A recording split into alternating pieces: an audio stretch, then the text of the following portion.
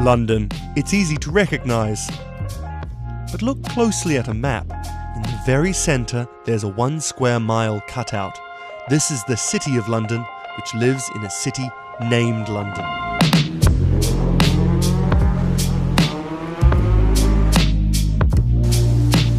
The city has its own mayor, laws, and police force. In fact, it behaves more like a separate country within the United Kingdom.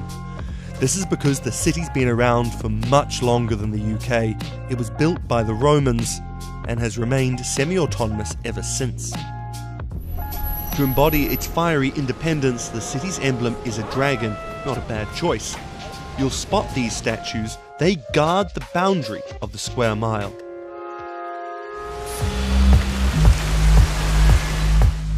Nowadays, the city's arguably the financial capital of the world. And London is the world's biggest foreign exchange market.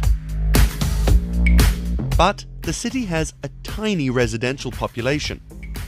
Every weekday, workers flood into the banks, law firms and offices which fill the square mile.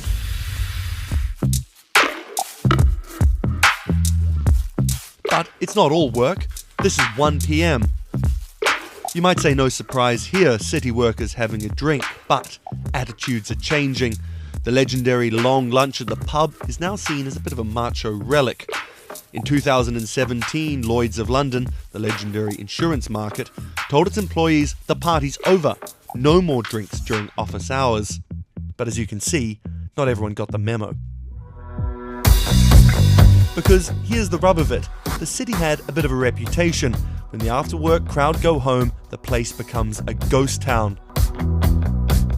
But that's changing, and leading the way are some high-flying dining spots.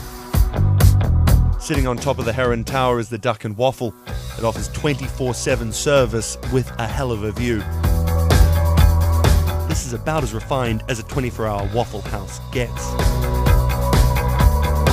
But the most talked about new guest, who's reinventing the city's reputation, is called the Ned. Over £500 million has been spent turning this old bank into a private members club and hotel.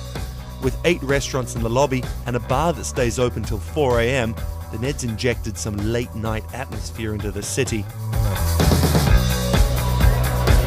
This is, after all, the oldest part of London, and following an injection of fun and flavour, it's throwing down a challenge to the rest of the city and shaking off its stuffy reputation.